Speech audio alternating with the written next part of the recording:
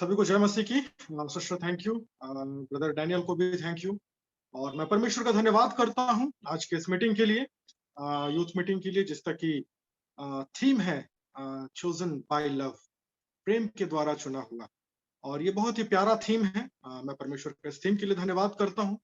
और बहुत ही connecting theme है। हम जब यूथ मीटिंग कर रहे हैं तो आज हम जरूर प्रेम के विषय में और परमेश्वर के प्रेम के विषय में सीखने जा रहे हैं। इसलिए मैं परमेश्वर का धन्यवाद करता हूँ, जीवन मिनिस्ट्रीज का धन्यवाद करता हूँ। मैं धन्यवाद करता हूँ उन सभी अभिषिक्तों का जो आज के इस मीटिंग में जुड़े हैं। कुछ मेरे विशेष प्रिय लोग हैं।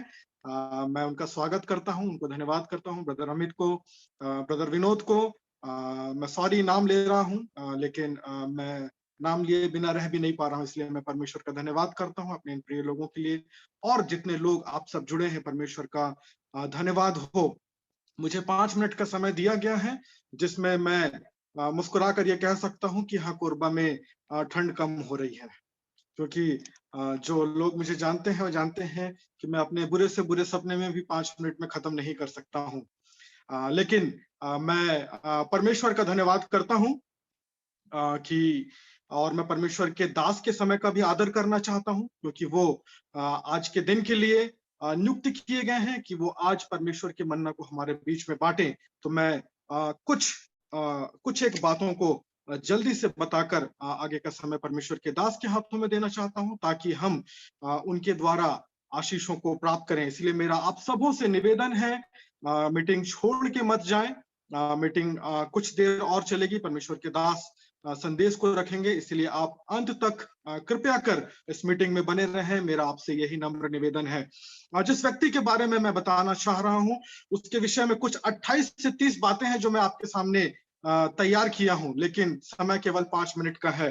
तो चुनौती है, लेकिन हम सब कोशिश करेंगे कि इस व्यक्ति के जीवन को चंद शब्दों में समझ जाएं, और फिर हम इस व्यक्ति के जीवन को और अधिक टटोल सकते हैं, अपने जीवन के साथ इस व्यक्ति को जोड़ सकते हैं। जिस व्यक्ति के जीवन के बारे में बात कर रहा हूं, वो हमारे देश के एक बहुत ही प्रसिद्ध मिशनरी हैं। आप में से अगर कोई गेस कर पाए इस बीच तो चैट बॉक्स में डाल सकते हैं, लेकिन जो बाइबल अध्ययन से जुड़े हुए लोग हैं उनको शायद जल्दी क्लिक कर जाए। लेकिन मैं चाहूंगा कि वो यूथ ज्यादा कोशिश करें, जो बहुत ज्यादा अध्ययन के साथ में नहीं जुड़ते हैं, लेकिन उनको अगर क्लिक करता है कि हाँ मैं किसके विषय में बात कर रहा हूं, तो उनके तरफ से अगर पहचान आप लें तो अच्छा होगा। ठीक है, तो इस व्यक्ति के बारे में मैं बता रहा हूं आपको। ये हमारे देश के बहुत प्रसिद्ध मिशनरी हैं। ये पंजाब के हैं। ठीक है, आप लोग कई लोग गैस कर सकते हैं, ये पंजाब से थे। और इनका जन्म 3 सितंबर 1879 में हुआ था। ठीक है, और इनको कई एक नामों से जाना जाता है। इनको कहा जाता है मिशनरी विथ ब्लीडेड फुट। ठीक है, मिशनरी विथ ब्लीडेड फुट, जिनके पैरों से खून बहता था जब वो सेवाओं में जाते थे। उनका नाम था एपोस्टल ऑफ 20th सेंचुरी, 20वीं सदी के प्रेरित के नाम से भी उनको जाना गया है। उनको इस नाम से भी जाना गया है मिशनरी ऑफ द माउंटेन्स, पहाड़ों में। प्रेज द लॉर्ड, पहाड़ों में जिन्होंने अपनी सेवाओं को दिया है, पहाड़ों में जिन्होंने रहकर पहाड़ों में उन लोगों के बीच में जाकर अपनी सेवा को दिया है जहां पर कोई साधारणतः नहीं पहुंच पा रहा था। जी, ब्रदर ने, सिस्टर ने, कई लोगों ने नाम को दिया है। आप सभी का धन्यवाद। मैं एक चीज की ओर आकर्षण आपका कराना चाहता हूं अगले 2 से 3 मिनट के अंदर में।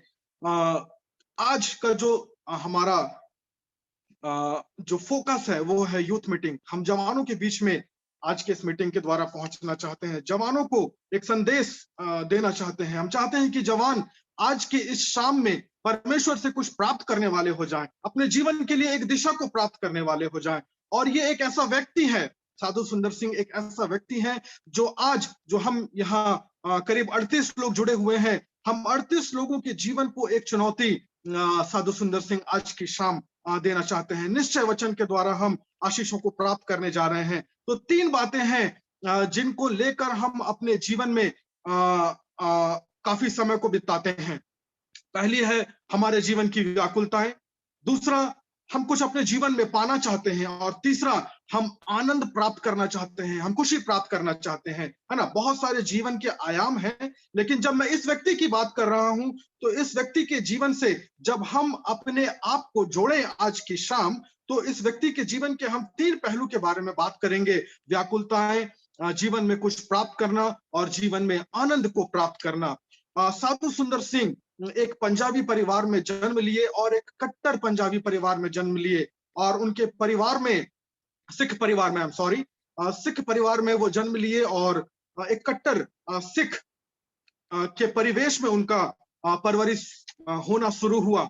लेकिन जीवन के बहुत ही जल्द समय में वो इस बात की खोज में लग गए कि परमेश्वर कौन है, और इस सवाल में कि परमेश्वर कौन है लाने का, या इस सवाल में पहुंचने का कारण यह था कि उनके एक बहुत ही परम मित्र की मृत्यु हो गई थी, और उस मृत्यु, अपने दोस्त की मृत्यु के कारण से ये सवाल उनको इस कटघरे में खड़ा किया कि परमेश्वर कौन है। और इस सवाल के साथ उन्होंने कई हमारे देश के ग्रंथों को पढ़ना शुरू किया, चाहे वो किसी भी धर्म के हो, अलग अलग धर्मों के ग्रंथों को पढ़ना शुरू किया, और वो इस बात का निष्कर्ष निकालने लगे कि परमेश्वर कौन है।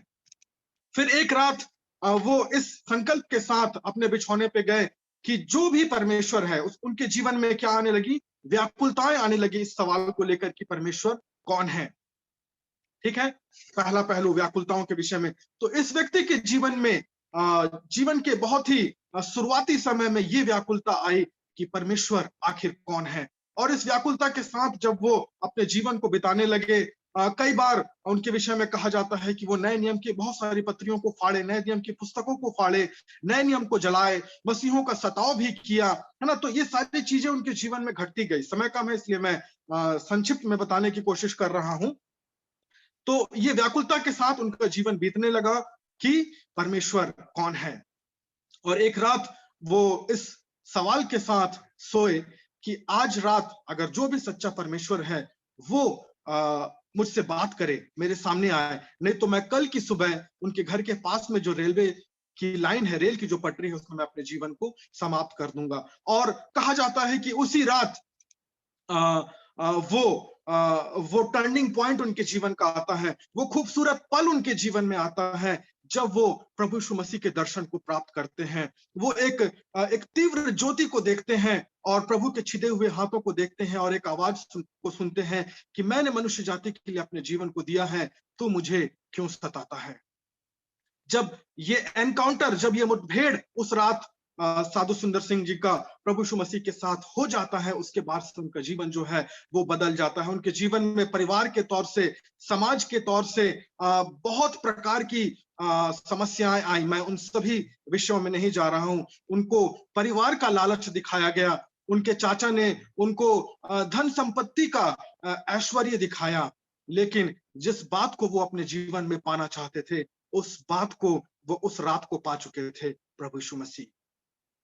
और फिर मैं एकदम शॉर्ट में खत्म कर रहा हूं। और फिर जब एक बार उनसे पूछा गया कि आप सताव के दौरान बहुत क्लेश को सहते हैं, लेकिन उन क्लेशों में भी आप हंसते हैं, ठीक है। और ये सवाल पूछने का कारण ये था कि जहां जहां वो सेवा करने गए, उन्हें कई प्रकार के सताव का सामना करना पड़ा। उन्हें मारा गया, उन्हें जेल में बंद किया गया, वो अपने अपने स्वास्थ्य को लेकर भी कई बार संघर्ष किए। तो बहुत सारे संघर्ष उनके जीवन में आए सेवकाई को करते हुए। लेकिन जब उनसे ये सवाल पूछा गया कि इन सताओं के बीच में भी, इन कठिन परिस्थितियों के बीच में भी आप मुस्कुराते कैसे हैं, तो उनका उत्तर यही था कि मसीह का क्रूस मुझे आनंद देता है, मसीह का क्रूस मुझे आनंद देता है। मेरे प्रियो, व्याकुलताएं, अपने जीवन में कुछ पाना और अपने जीवन में आनंद को अर्जित करना, अगर इस बात के साथ आज आप भी अपने जीवन को बिता रहे हैं, आपके जीवन में भी अगर व्याकुलताएं हैं, आप भी अपने जीवन में कुछ प्राप्त करना चाहते हैं, आप अपने जीवन में आनंदित रहना चाहते हैं, तो साधु सुंदर सिंह के जीवन को एक बार आप टटोलिए, एक बार पढ़िए, एक बार जानने की कोशिश करिए। मेरा विश्वास है ये व्यक्ति आपसे बात करेंगे। ये हमारे ही देश के व्यक्ति हैं, ये हमारे ही समाज से जुड़ी हुई चुनौतियों का सामना करके मसीह के नाम को थामे रहे, और उसका प्रतिफल उन्होंने अपने जीवन में पाया। एक असाधारण कार्य को उन्होंने अपने जीवन में किया, वो ये था कि अपने जीवन में जवानी के समय उन्होंने प्रभु यीशु मसीह को, परमेश्वर को जानने की इच्छा रखी, प्रभु यीशु मसीह को पाया और उसके बाद से उनके जीवन के आनंद का विषय मसीह था। प्रभु यीशु मसीह इस व्यक्ति के जीवन से, परमेश्वर के इस दास के जीवन से हम सभी को आशीष मिले। मैं यहीं पे समाप्त करना चाहता हूँ। आप सभी का एक बार फिर से धन्यवाद। प्रभु के नाम को महिमा मिले। Praise the Lord.